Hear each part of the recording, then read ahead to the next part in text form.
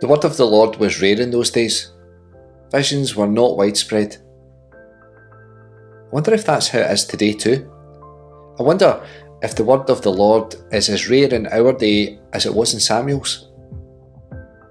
Is it true that visions are not widespread? Why not? Has God really stopped speaking? Samuel was just a boy, and by that we're talking primary school age, having not yet reached 12 years old where he would become a man. He lived in the temple, and it seems he sleeps right beside the Ark of the Covenant. That's the box containing the tablets of stone Moses had brought down from the mountain. The ones with the 10 Commandments on them. These are the most holy of holy things. The box containing the promises of God. And Samuel's allowed to sleep beside them because he's a child. And children were incapable of sin. To sin, you had to have understanding, capacity. Children didn't have that, so Samuel was allowed where among the adults only the high priest would enter. Samuel was already unusual. He had been dedicated to God by his mother Hannah. She'd prayed and prayed for this child, and when he came, she promised that he would serve the Lord. So when Samuel was old enough, he went to live in the temple as God's servant. Samuel was the opposite of Eli's sons who, despite being in line to become the high priest, had no regard for God.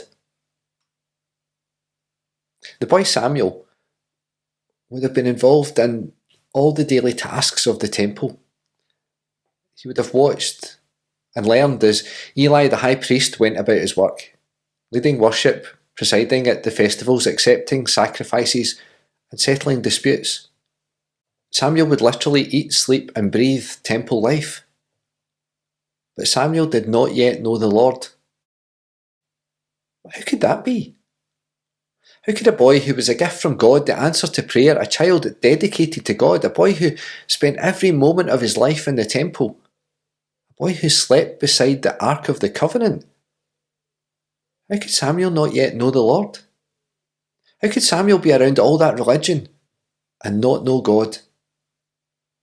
It's a good question. It's a question we might ask these days too. And the answer might explain why the word of the Lord was rare and nobody had visions. Observance.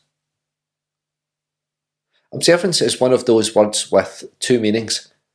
It can mean the practice of keeping all the requirements of law, morality, or ritual, but it also means the action of watching or noticing something.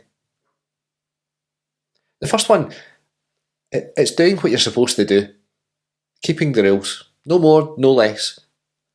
Observing the requirements doesn't really suggest any kind of passion or even attachment. It's just doing what you have to do. Observing is watching, and it's kind of similar. You're detached. You might be really interested in what you're watching, but it's not yours. When we observe, we watch someone else's practice or behaviour. Observance is one of those things that Jesus challenges. Sure, you might observe the law. You might do all the religious practices, but do you live it out? Observance is doing the thing because that's what you're supposed to do. Observance is saying the prayers, singing the songs, attending the services. Observance is watching, being present but not really taking part. Observance isn't any guarantee of actually meeting God, and it's absolutely no guarantee of any kind of relationship. Samuel's daily life is both kinds of observance.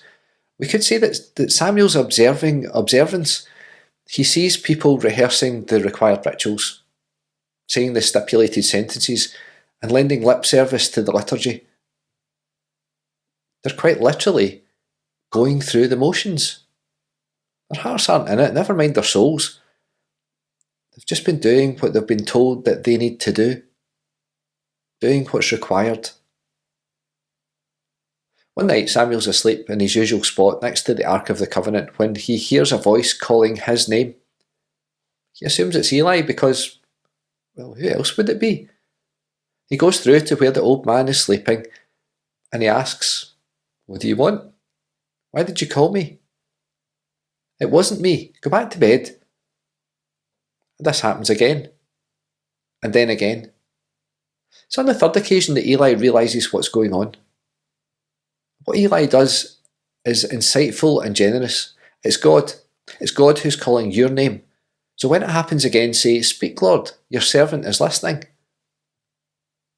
I say that it's insightful and generous because God hasn't spoken for a long time. Eli could just have sent the child back to bed. There's nothing there, it's just a dream. Go back to sleep and leave me alone. But he doesn't. Instead, Eli prepares Samuel for something that he himself will not receive. God's already told Eli that he'll be the last of his line. He will be the last high priest of his house because Eli's sons are a bad lot. And Eli has done nothing to stop their blasphemy. Eli could have been jealous of Samuel. He could have tried to stop all of this from happening. He could have tried to keep control, tried to hang on to whatever power he had left. But Eli doesn't. Samuel, go back to bed and wait. Samuel does what he's told. He goes back to bed and he waits. Okay, sure, no problem. I'll just go and lie down in the room with the box with the box that the armies of Israel carried before them into battle, the box that laid waste to whole regions, the box that contained the very tablets that God had written. Go back to sleep. Go back to sleep next to that box, and when God, who did those things, speaks to you, just say, "Speak, Lord, your servant is listening." I wonder what you would do. I wonder what you would do if someone told you to go and lie down and wait for God to speak to you. But Samuel does. He goes back to bed and he waits. And God introduces himself and Samuel listens. And their relationship begins. And what a start it is. The Lord said to Samuel, "See, I am about to do something in Israel that will make both ears of anyone who hears it tingle." What an amazing image. Something is going to happen that is so amazing, so unexpected, so unbelievable, that when people hear about it, their ears will tingle. I suppose our equivalent would be the hairs in the back of your neck would stand up, or goosebumps. Something incredible is about to happen. But first I need to tell you what will happen to Eli and his family. When God is finished speaking to Samuel, Eli wants to know what was said. He wants nothing but the truth. Because Eli knows that God is God, and whatever God has decided is the right thing to do, even if it means something really difficult for him and his family. Eli wants Samuel to be able to tell him, one of the most powerful people in all the land, the high priest himself, that God has passed judgment on him, on Eli and his family. If Samuel's going to be a prophet, then he has to be able to speak truth to power. He has to be able to tell the people what God wants, even to Eli, who's been like a father to Samuel. Hundreds of years later, someone else encounters God in an unexpected way. Nathanael is sitting under a fig tree. Remember, a fig tree is the symbol of Israel in John's Gospel. Jesus himself says of Nathanael, "Here is truly an Israelite in whom there is no deceit."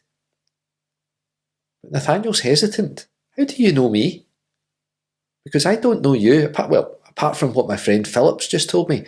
And he says you're from Nazareth. So, to be honest, my hopes aren't that high." Nathanael is observant, an honest man who keeps the law and all the religious requirements, and a man who watches what's happening. But Nathanael, just like Samuel, doesn't yet know God.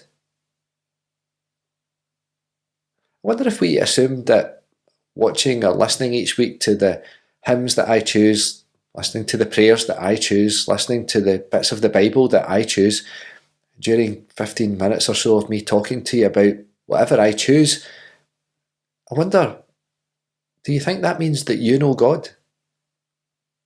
The answer is no. No, it doesn't. This is absolutely no guarantee that you know God. It could just be observance. You could be just going through the motions. You're the only one who will know if that's the case. Are you observant? Here but not really here? Or are you like Samuel or Nathaniel, open to meeting God, keen and following up on the introduction? The Bible talks often about fruitfulness. Jesus tells parables about a fig tree that doesn't produce any fruit. Paul talks about the fruits of the Spirit. Because knowing God makes a difference. Things happen, fruit is produced. Other people are introduced to God, lives are changed. Eli helped Samuel to hear what God has to say. It was the same for Philip. Come and see. He introduced Nathanael to Jesus. Come and see. Philip couldn't help himself. Come and see who we've found. But Samuel could have ignored Eli. Could have ignored the voice calling his name. Nathanael could just have stayed sitting under his tree. Just carried on as normal. I had supervision the other day and my supervisor Jane called me out on something. She asked me a brilliant question that I've been thinking about ever since. It's such a simple question. She asked me, how does your actual practice differ from your potential practice? What do you do? What could you do? And why are you not doing all the things that you could do? I've been wondering about it ever since. Why do I do the things that I do in the way that I do them? Could it be better? And how? And if I know that it could be better, what's stopping me? I was chatting to my wife Avril about it for ages afterward, and eventually she asked me the one question that I'd been avoiding. Have you prayed about it? No. I hadn't prayed about it. I hadn't prayed about it at all. And we both burst out laughing. It's not like you're the minister, she said. That's observance. Instead of being the first thing I did, prayer was the last option. If all else fails, break glass. But isn't that what we do? God can be the last person that we want to hear from. It's not because God isn't saying anything, we just don't listen for God speaking. I don't think that's because we aren't interested. You are. You don't need to be here. Nobody's making you listen or watch. So, is it because we just haven't been introduced properly yet? Is it because we don't really know God? We've never moved beyond observing from a distance? I think it's hard to listen well because the world is full of noise. More than ever, we're bombarded with images and sounds. Our lives are almost never quiet. People claim all kinds of things and steal our attention from what truly matters. Kenda Creasy Dean tells a story of a class that she taught at Princeton Theological Seminary. It was about communicating the gospel. The task was to think about, how do we spread the good news? How can we tell people all about Jesus in this world that's full of noise? The answers would be ones that you would suggest too. We could get adverts on TV and radio, we could have our own stations, we could have a YouTube channel, Instagram, Facebook, X, Threads, TikTok. We could stand in the street corner with a megaphone, or even better, a great big set of speakers. And so that's what she did. She set up a room with all of that noise, with the speakers and TVs and computers, and in the middle someone who was standing there, reading from the Bible. And of course the person reading from the Bible couldn't be heard above the cacophony. So how could they make themselves heard? What's the answer? Make an even bigger noise? Have even more advertising? The answer came from one of the students, and it was profound in its simplicity. We need to get close enough to whisper. Knowing God is about getting close. Close enough that we can share our hopes and our dreams and our worries and our hurts. And close enough that when God answers, when God whispers in that still small voice, we hear, we listen, we pay attention. And in that conversation, a relationship grows. We get to know God. and we get better at talking to God, and being honest, and being vulnerable, and listening, and then acting together with God. Nathaniel's life would never be the same. He blurts out a crazy declaration about who Jesus is. Rabbi, you are the Son of God, you are the King of Israel. Because that's what the book says. That's the right answer. It's the right words. It's exactly what an observant person should say.